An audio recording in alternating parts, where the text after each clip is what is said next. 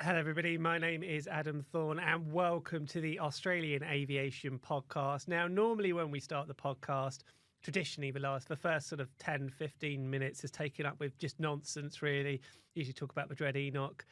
We make some silly announcements. However, this episode, unfortunately, we may have to be a serious aviation podcast, audio show, whatever we want to call it, because as we record this... Why? It's not like there was a lot of news today or anything. Well, exactly. So there was a lot of news today. And actually, no, I should... Obviously, we are going to talk about aviation, but I should at least introduce our co-host, man of the hour, man of the week, Jake Nelson. Jake, how are you? I'm very well, Adam. I'm aiming for man of the century. It just hasn't shaken out yet. No. The application's in the post. Yes, I'm sure. So anyway, we are recording this on Tuesday at 3 o'clock. Now, it could be the case that we record this and it's just utterly out of date by the time this comes out, which will be on the Wednesday. As we record this now, at 8 o'clock this morning, we had a huge announcement from Bonza, which I'm sure everybody now is aware of, that they are suspending all flights today, as far as we know right now.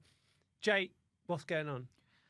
Your guess is as good as mine at the moment, Adam. We're meant to be the authority. We have the inside knowledge. Well, look, for those of you who have watched our Australian Aviation video short that we put out on Tuesday, Bonza on Tuesday morning, as Adam said, announced that all flights were being suspended due to discussions about the ongoing viability of the business.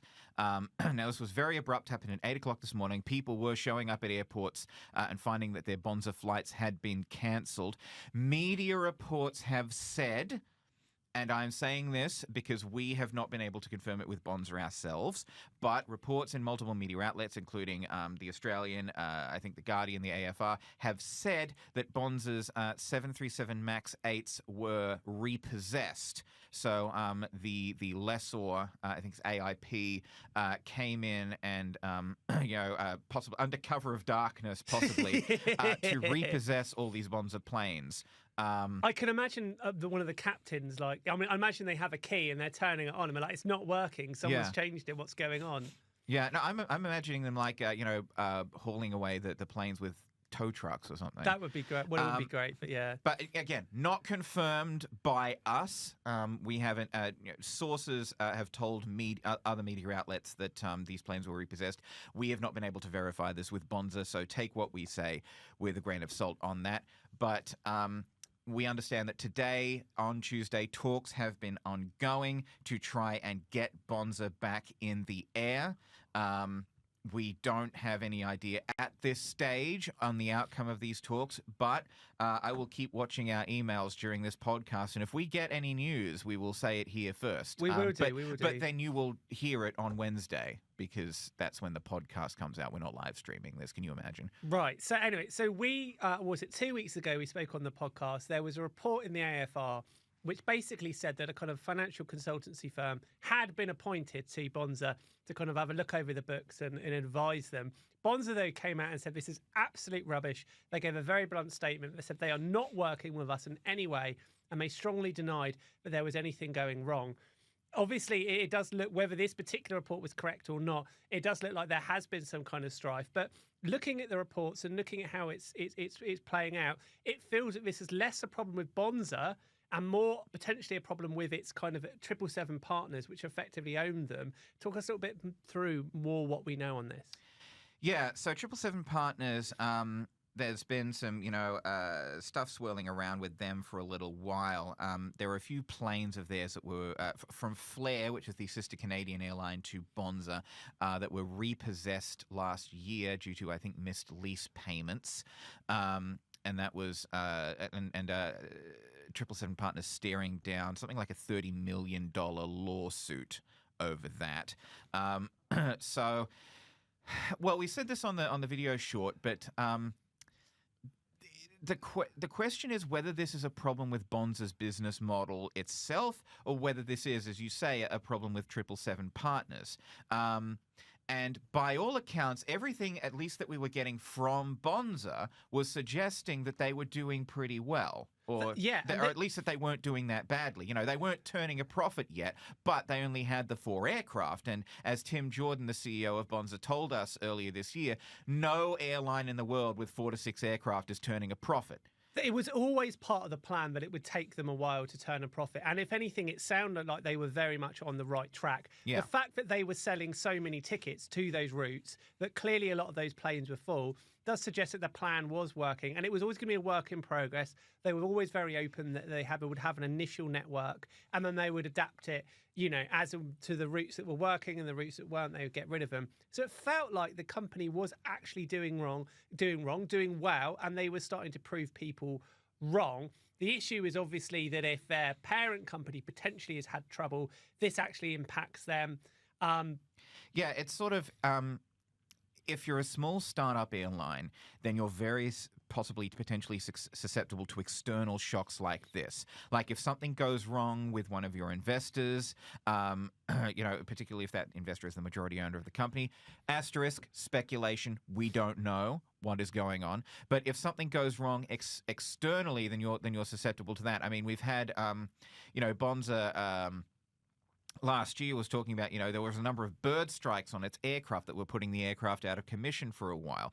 And they've been having trouble with availability of aircraft, particularly considering that the 2 flare planes that they were dry leasing, one of them is back in North America at the moment doing flights for Flair, while the other one has been sitting on the tarmac, essentially, while it waited to be re-registered under an Australian registration number. So effectively, Bonza has been on 4 aircraft since I think the end of February-ish, which is not great when you're trying to operate flights all the time, every day, from 3 bases around the country on, what, upwards of 30 routes? Yeah, so if you've got an aircraft that's doing maybe 4 flights a day or 4 services a day, and you've only got 3 or 4 aircraft, that means, as Jake says there, one thing goes wrong, you're 1 aircraft down, and suddenly your whole plan is in chaos. They seem to have coped relatively well. There have been a few kind of mishaps with the situation they've been dealt.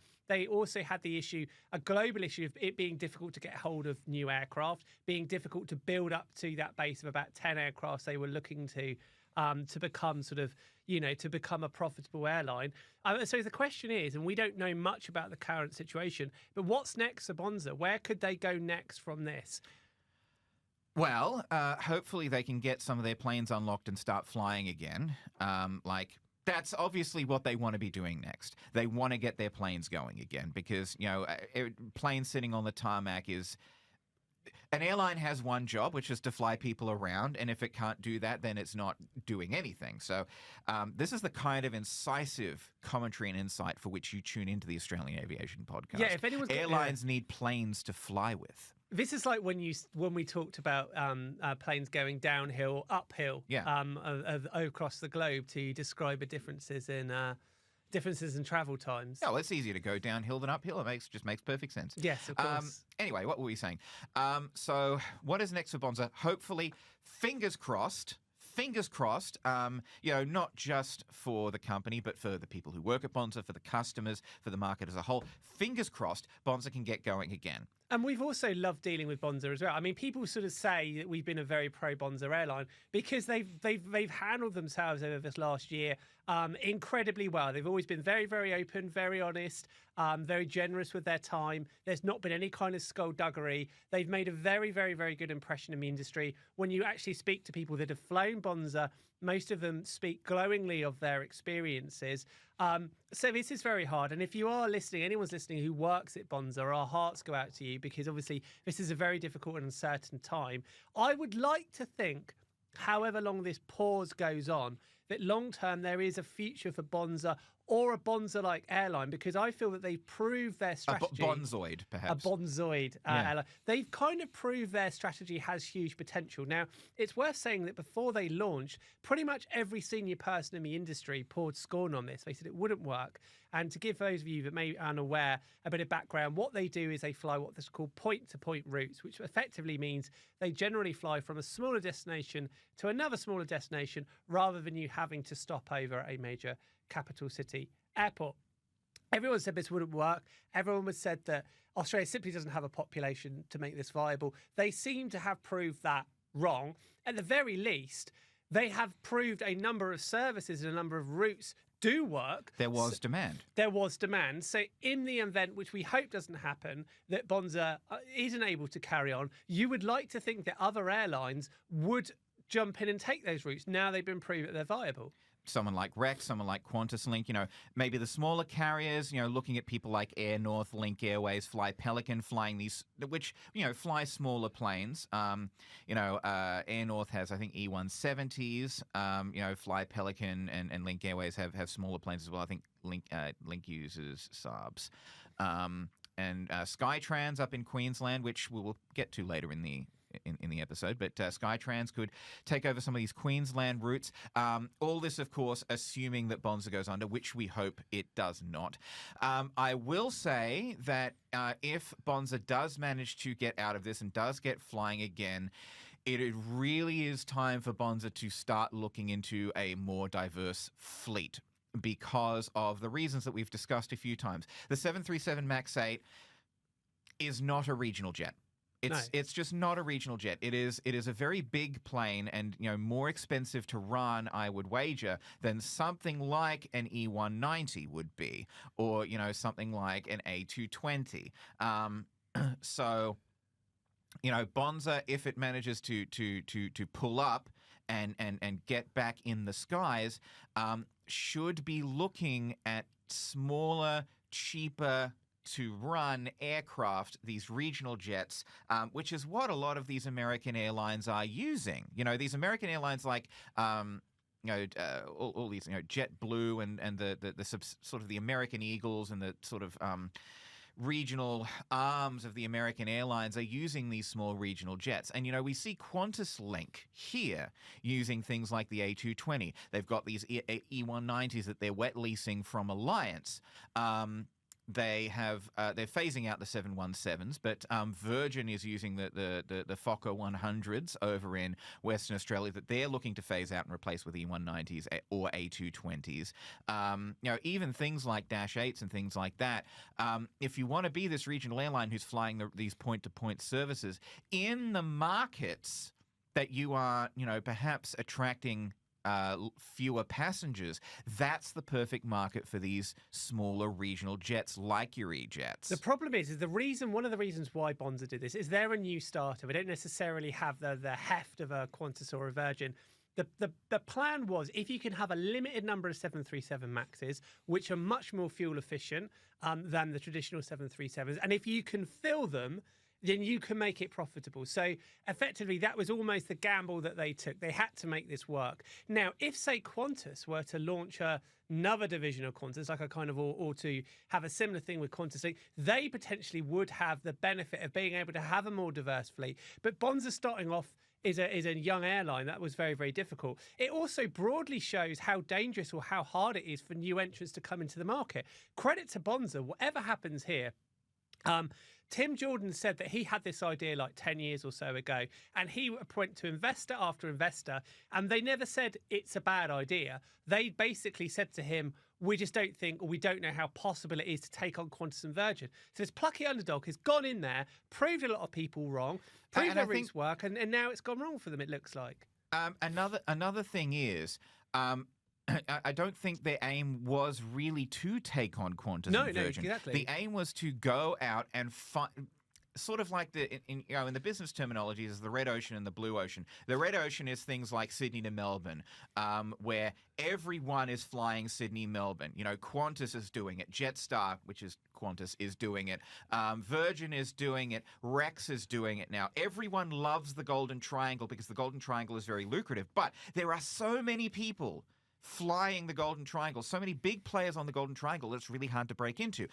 Bonza's whole thing is, well, let's look at the blue ocean. Where is nobody flying to? And why can't we capture some of that market? Why can't we go to these underserved destinations? Because so many of Bonza's route network is destinations and routes that were not served by other major airlines. Like, Qantas Link or Rex would, maybe fly into these regional airports from a hub, but no one is going, from Sunshine Coast to Albury or wherever. So it's sort of like looking for a new market space rather than taking on the big boys in the market space that they've already gotten locked down. Now, asterisk on the smaller regional jets plan. One issue with that is that we did have an airline in Australia that was flying small regional jets to regional jet destinations. That was JetGo in the mid-2010s, and JetGo folded in 2018. So this was before my time at Australian Aviation. I don't know what was happening at JetGo. I can't say whether it was their business model or it was something else. But JetGo was flying these regional jets to smaller destinations, and it did fail. But maybe JetGo wasn't flying the right routes. Maybe JetGo wasn't run very well. I don't know what the situation was at JetGo. It's possible that some of these routes that Bonza was trying to serve with the 737 MAX 8, some of these routes that it had to cut because it wasn't profitable, maybe could have been profitable with some smaller planes. Maybe can still be profitable with smaller planes if Bonza chooses, or if Bonza is able, I should say, to continue flying. Now, the other thing, which is, and you made a very good point there, these were new routes. These were journeys that may not have happened if it weren't for Bonza being there. And so perhaps more than any other airline, they were benefiting those towns that they were flying to, because these are new tourists that they wouldn't have had previously. They were benefiting and helping grow airports that wouldn't have had this before. All of these airports and all of these towns were falling over, have been falling over them. I'm trying not to speak in past tense here because we don't know the situation yet.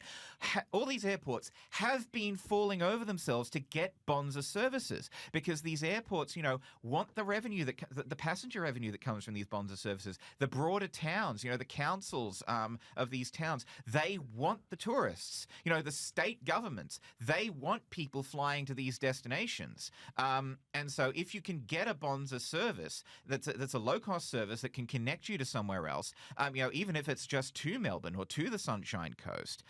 Sunshine Coast is, Sunshine Coast and Gold Coast are spitting distance from Brisbane. And if you're going into Melbourne, that's a major hub. If you're going into Avalon, that's almost Melbourne. Even if you're just going from holiday destination to holiday destination, turns out there's people who do want to go there. And Bonza's argument was always that you can have the number crunchers and the analyzers say whether it's going to work or not. It's only until you put a route on that you will know, because when you announce a route, you stimulate a demand. You almost grow that idea in people's minds. Maybe we should go on a holiday here. Maybe we should plan a trip here. So this is all new. This was like new money flowing into the industry and new money flowing into towns rather than it just being traded between Qantas and Virgin. So that's what makes this particularly galling.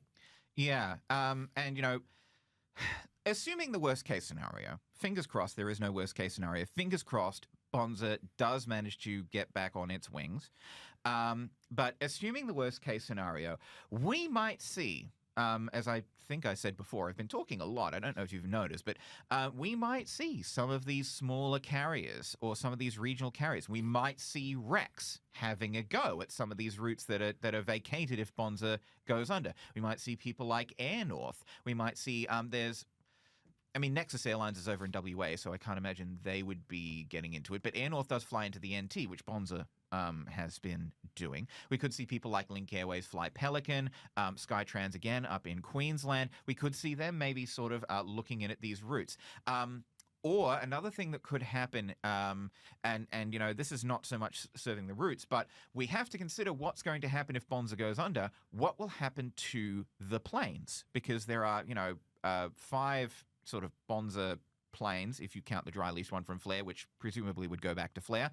But there are 4 Bonza planes that would be essentially up for grabs.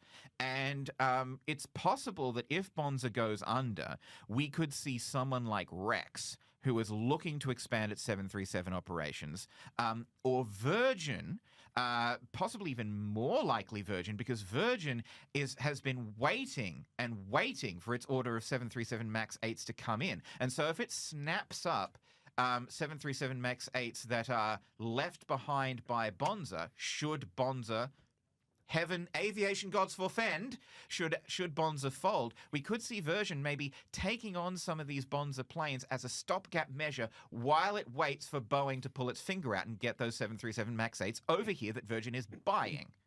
And this is also basically how, how Rex got going into capital city flights, because this was during the middle of COVID. And John Sharp, the deputy chairman, was quite open of saying that we were in this extraordinary period where we could get aircraft pretty cheap. A lot of our costs went down. We could get pilots. We could get staff. They saw amongst the chaos, they saw a once-in-a-century opportunity to do something with it. Because planes were going for peanuts. Exactly. And some of these were ex-Virgin planes. Yes, exactly. So if you're another airline, you're going to be looking at this and thinking, firstly, could we get their aircraft, or perhaps could we take their routes? I don't know, but you'd like to think there's more potential here. Or could we take Bonza? Yeah. Because I can't really see Qantas doing it, because Qantas has already got Jetstar. But we have to remember, Virgin had a low-cost arm that it bought up, and it was running up until COVID. Tiger Air. Yes. Now, Virgin had to shutter Tiger Air during COVID, but Virgin is getting back on its feet. So something like Bonza could be maybe an attractive proposition for Virgin. Or maybe Rex might decide, get the aircraft, get the routes to sort of snap up Bonza if Bonza looks to be falling over. And Bonza also has a very, very, very good brand, a very good reputation. I think obviously there have been cancellations and issues in the past. There've been anecdotes as well, I will say, comments and things and things floating around social media and anecdotally and in media stories that when something has gone wrong with a Bonza flight, people have been saying that it's hard to get your money back. Now, this is all unverified anecdotes. I don't know how true that is, but there have sort of been reports and scuttlebutt about that, which we hope is not the case. But also, it's very difficult. If you're a young airline, you don't have a kind of infrastructure or the means behind you that, say, a Qantas does. So it's actually very difficult for them to do that. So I think the public as well have been very behind Bonza. They understand that the problems that have affected Bonza aren't necessarily their fault. This isn't due to incompetence or poor planning. They understand that these sort of things happen. So if you are an investor or if you are another airline, Bonza have built a very attractive proposition. I think in particular, Australians love an underdog. They've got behind it. Bonza's played on that very, very well. But it would be very sad if this was the end of the Bonza story, because they've genuinely been a disruptor. The Bonza legend, if you will. The Bonza legend. So yes, I hope things work out well. I say by the time this podcast does actually come out, I'm sure there will be an update either way. I imagine they're going to be in limbo for a while yet. But if you do want the latest update, australianaviation.com.au will have them. And on that note, we're going to go for a quick break. And when we come back, we'll talk about some stories less likely to change by the time we come back. We'll be back in a minute. Not with that attitude, Adam. Welcome back. So we spoke previously there about Bonza and all the issues that Bonza have been dealing with, but there have been a few other big stories of the week. One story that broke late last week, I think we covered it on Monday morning, was obviously that Virgin have had in terms of having to kind of permanently or to indefinitely suspend one of their flights from Adelaide to Bali. And this is due to an ongoing issue with getting hold of new 737 Maxes. Jake, tell us a little bit more. It's your story, Adam. It is my story. It is my story. But I shouldn't admit this on the podcast. I got the details wrong when I first wrote it, because actually what has happened is that they have effectively had to suspend what was a kind of an ongoing route once previously, and there was going to be a stoppage anyway. And this was due to the fact they're struggling to get hold of these 737 Maxes. And what they tried to do, credit to Virgin, was keep the services going during the school holiday period. So the time when most people would need them, they would keep them going. Now they've had to sort of admit defeat. This all goes back to the problems at Boeing. And obviously this goes back to what happened at the start of the year on the Alaskan Airlines incident, where a door plug literally flew off mid-journey. And this led to, for a short period of time, to the MAX 9s, was it, Jake? The MAX 9s, the MAX 9s being temporarily grounded. That was eventually lifted. However, what the FAA did was to basically limit them to producing a maximum of 38 aircraft a month. And this has had all sorts of knock-on effects. This was kind of worked with or alongside ongoing supply chain issues that we're seeing in the industry. So we're seeing a lack of staff, a lack of parts, all the things that have meant that making aircraft and delivering them to airlines is becoming harder and harder and harder. Now, the problem is if you're Virgin, you launch routes knowing when these aircraft are going to arrive. So suddenly, if they don't start arriving, you don't have the fleet you think you have, then it makes things a lot more difficult. Plus, if you're an airline like Virgin, which doesn't have incredibly old aircraft, but they have a kind of a relatively aging fleet. It's basically all 737-800s. Yeah, exactly. And the older an aircraft is, it doesn't necessarily mean it's unsafe, but what it does mean, it's more likely to have more time out of action, more maintenance that occurs, just like with a car. Less fuel efficient. Exactly. Just like with a car. You can keep a car going forever, but the older it is, the more likely it is you're going to have it in the garage. So again, this is lots and lots of problems. So now what's happening is Virgin is being their business is being hurt by problems that are not their fault at all. Now, Virgin, unlike Qantas, decided for their kind of fleet renewal program that they would go all in with Boeing. And one of the reasons for that is that they wanted to go from their 737-800s to the 737 MAX. So they're effectively going to be a relatively all 737 airline. So this has made things very, very difficult for them. And this is an ongoing issue we're going to see throughout the industry. Certainly doesn't look like this situation is going to get any better anytime soon. No. So yeah, this service was going to stop from 28th April to the 9th of June. Basically, the update was this is going to be stopped indefinitely, this Adelaide to Denpasar service, because of the inability to get these planes. And so that's not, it's not fantastic news for Virgin. And it's sort of, it's hate to bring it back, but, Bonza and Virgin, two Australian airlines reliant on the 737 MAX 8, now coming a cropper for it. Yeah, we very rarely run international stories on Australian aviation, but we were kind of across these Boeing issues very early in the year because we understood the knock-on effects that we're now starting to see. This could go on for years now because these slowdowns in production aren't going to get any better. I know as we record this, I think there's going to be a decision in a few weeks or in a month. Boeing are facing a criminal investigation into what happened on the Alaska airline incidents. Boeing themselves, this is obviously hurting Boeing's bottom line as well. And this all spirals out of control. More to come on that. More to come on that. So yeah, this whole thing kind of spirals because if the harder it becomes for Boeing to get aircraft out the door, the less money they make, the harder it is to recruit people, and so on and so forth. So Boeing's issue affects just about everybody. But this is going to be very difficult for Virgin, particularly with an aging fleet. Yeah, exactly. And Virgin is going to be really hoping that it can get its hands on some more aircraft to do these routes pretty soon. So, bringing it back to earlier, as I said, if Bonza, does end up going down, I would be surprised if Virgin didn't at least look into picking up the leases on Bonza's MAX 8s, at least until its own plane's going to arrive. Yes. Now, you hinted at that there. Talk us a little bit more through the troubles that Boeing have had that we reported on this week. Well, it's recorded a pretty hefty loss, Adam. These issues that it's had have like you said, kneecapped production of its planes. And so what we are seeing from Boeing, if we just get this up here, what we are seeing from Boeing is a $355 million loss.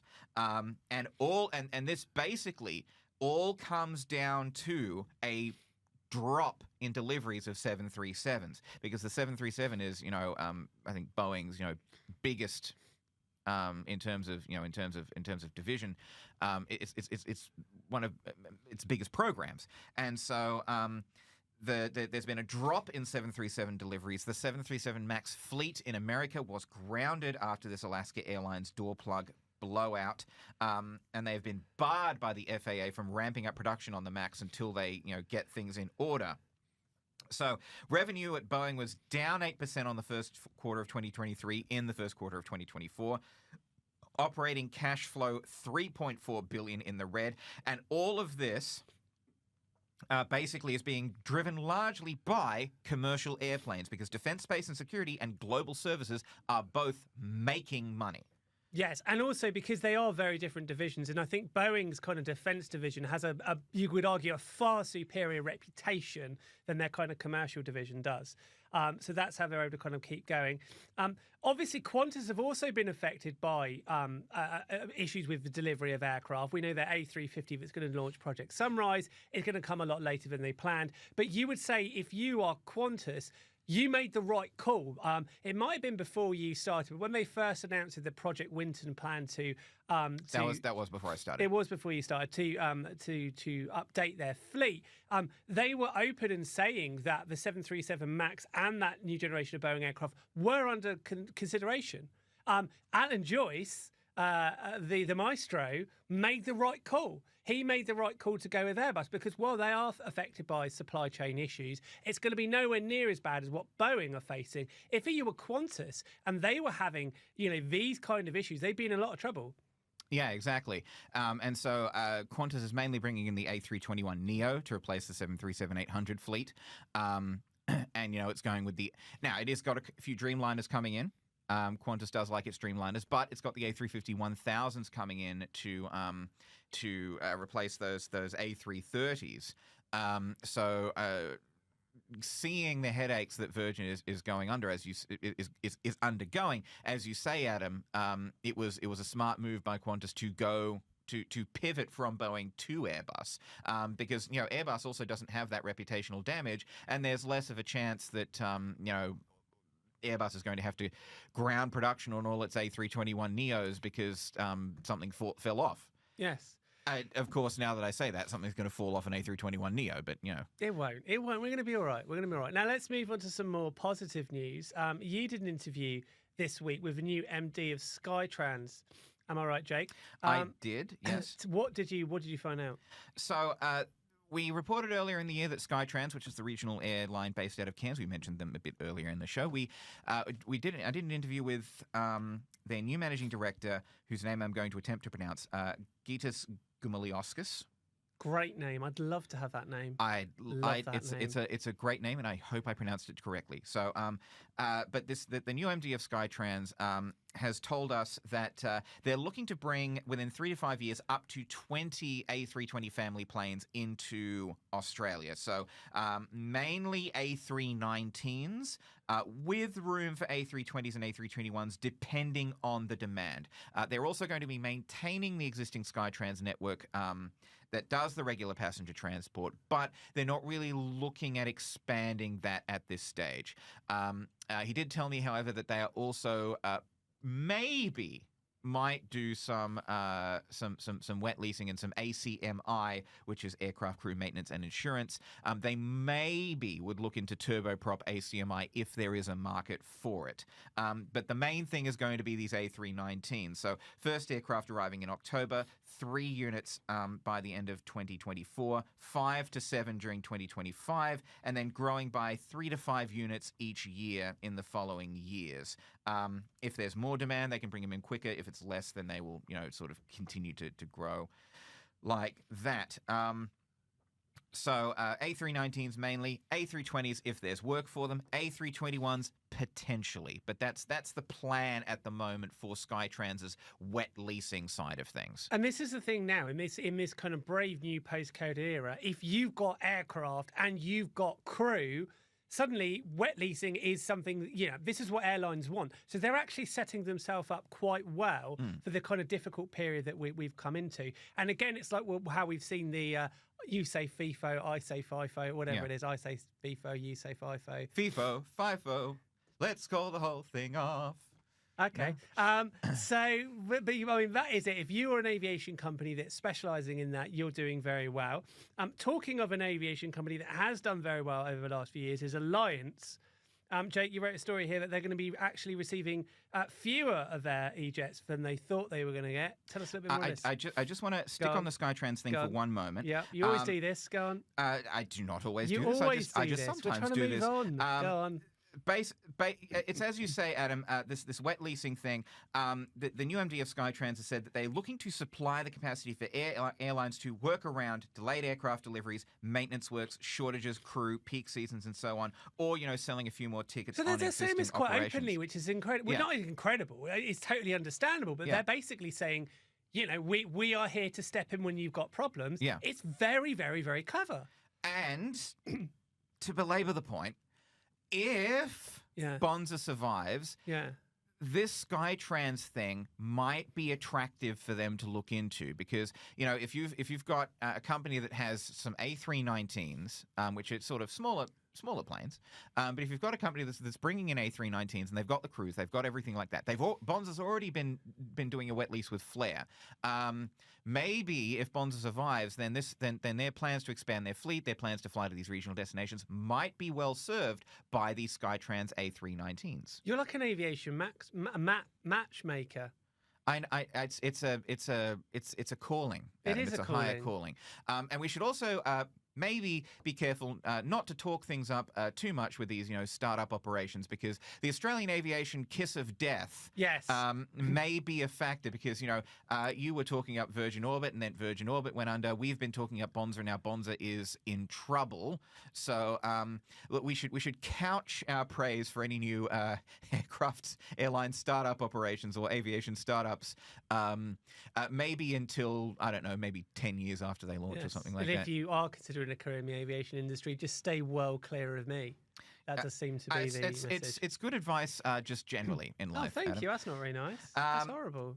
Now, getting back to Alliance. Now that you're ready to move on to Alliance now, eh? Ready to move on to Alliance now. Now that I've got that last dig in. Yes. So Alliance last year announced this plan to buy 30 more Embraer E190s, the E-Jets sort of Mark 1, between 2023 and 2026.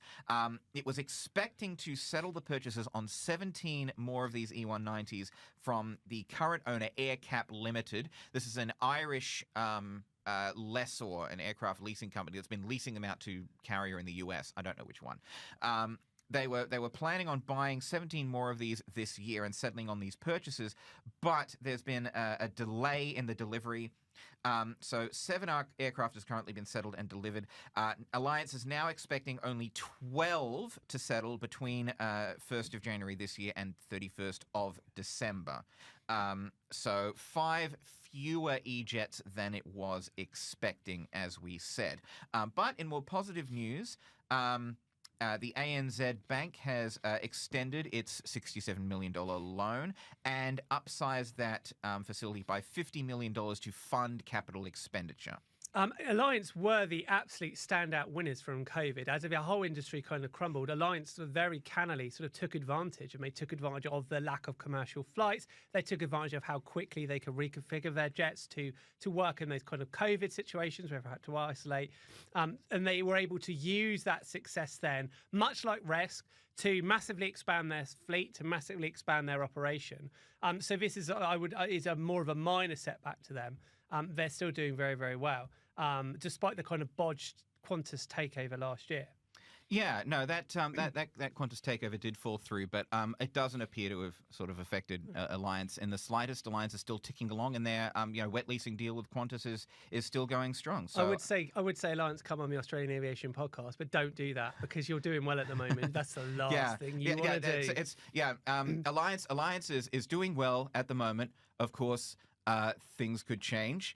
And if we say too many positive things about Alliance, then something bad might happen. So we don't want to impose the Australian aviation curse on Alliance. No. Well, on that note, I'm going to go for a break, and when we come back, we'll talk a little bit more about the week's news. We'll be back in a minute. Okay, welcome back. Now, before we talk about the rest of the week's news, we're gonna go back to the shout out section that we missed out in our excitement.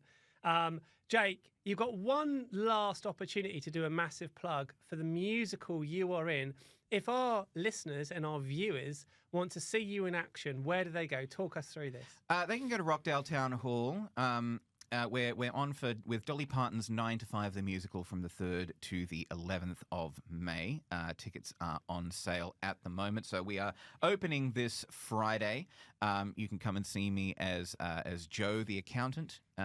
In 9 to 5 the musical, and see the rest of our fantastic cast. You know, if you're a fan of Dolly Parton, if you're a fan of 9 to 5 the movie, if you're just a fan of a good time, we've got an excellent Violet, Doralee, and Judy. You know, we've got a fantastic Franklin Hart. Our Roz will have you just out of your seats. In one of her songs, Heart to Heart, just a phenomenal Roz. And all of our other cast members and all of our ensemble just doing amazing work.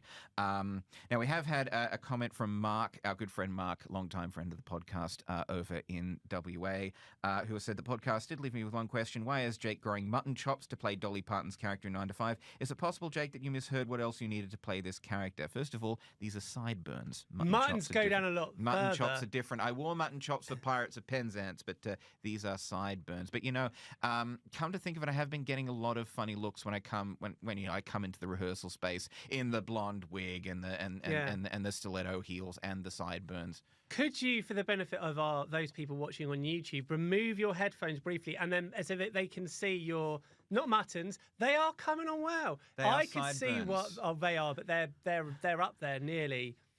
But you've got another week you've got another week to go before it begins. Well, Friday, isn't it? It's opening this Friday, the 3rd of May at Rockdale Town Hall. But I reckon by the time this finishes, they're going to be glorious. They're really have thickened up then. They look excellent. Quite possibly, yes. And, of course, I'm growing out the 70s-style big puffy hairdo because it is set in 1979. To be fair, that's kind of what it looks like normally. So I'm not really sure I do cut it on occasion, but I'm not cutting it for the musical because it needs the big 70s. Well, that will be the big aviation event of the year. No, actually, it won't be. It'll be the second or the third biggest aviation event of the year because we also have the Australian Aviation Awards that will be taking place, I believe, on the 29th of August at the Star in Sydney. We officially or formally opened our nomination process a couple of weeks ago. If you are either an individual working in the industry or you're an organisation, go on our website and have a look at all the categories, and you can either nominate somebody, which is our fancy word for them getting an email, encouraging them to submit, or you can submit yourself. And we've got categories that cover pretty much every aspect of the industry. A little bit of a tip if you want to get nominated, the more detail and the more evidence you can give in your submissions, the better. Because obviously we get so many submissions, we get hundreds of submissions, and we have to whittle them down before they then go to our judges who will kind of agonise over them. But the more you can give, the better chance you've got. Go and have a look at that. We will also, during the day, earlier in the day on the 29th, we will be launching our Australian Aviation Summit, which I think is going to formally launch later this month. So we'll be able to give you more information about that then. But again, if you're nominated for an award, or even if you're not, you want to come down, we'll have lots of big industry discussions on all the big topics. So the best thing, go on Google, Australian Aviation Awards, click on that, and you've got all the information you need. Now, to finish off the show, though I'm sure Jake will continue to keep the show going, there was one good story this week, one positive story, was that Jetstar have recreated their initial advert, but with some new bells and whistles on it. Jake, tell us a little bit about what they've done here. Yeah, they announced this back in March. They did a casting call for this And you didn't get the shout out, which was outrageous, because we did make it clear that you would be available. I know, it's absolutely shocking. But the veterans of the Australian aviation scene, or people who were alive in 2004, may remember the original "Let's Fly Jetstar" jingle, or "Let's Fly Jetstar" by Magda Sabansky. That's awful. Yeah. So was Magda singing. So back in 2004, you had the "Let's Fly Jetstar" ad. Jetstar has done a casting call looking for real customers with real stories to talk about their experiences, and they have done this new ad, the "We Fly Jetstar" ad, with a new jingle to celebrate their 20th anniversary. It is based on the "Let's Fly Jetstar" jingle, which was of course based on "Let's Fall in Love" by a famous singer. whose name eludes me at the moment, but I should know. It was by Google to the rescue. What do we do? I'm not a company dead air. No dead air. I can't. Come on. Well, we've got Cole Porter. Let's do it. Let's fall in love. Oh, that's very nice. So that famous song by Cole Porter. But they turned it into Let's Fly Jetstar, and now it's We Fly Jetstar. So this new commercial has actual Jetstar customers and crew, one of them being a Melbourne father and daughter who were on board the very first Jetstar flight from Avalon to Newcastle back in May 2004. So this girl went on the first flight when she was 2-year-old. She appears in the ad at 22 years old. And her life seems to be going all right. She's not turned into a drug addict and destitute. Like, things have gone all right for her most 20 years. It would seem so. It would seem so, yeah.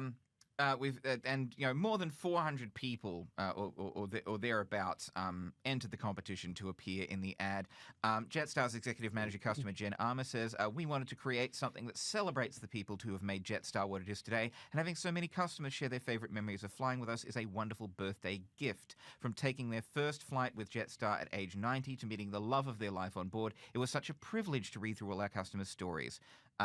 Jetstar's mission has always been to provide low fares every day so our customers can take off more and create new stories with their family and friends. As we enter a new era of low fares and greater reliability, we hope that everyone enjoys watching the new advertisement and keep an eye out for more 20th birthday celebrations to come this month. So people have actually fallen in love. Maybe this is where I'm going wrong in my love life. I need to get more low-cost air trips, and then maybe that's where everyone's just, all the single people are hanging out. Like, the kind of a rush to get on board. You know, you have a bit of banter, a bit of a laugh. That's could very well be.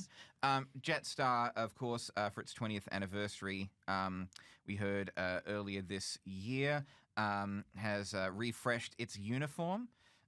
So that's this new uniform inspired apparently by sunsets.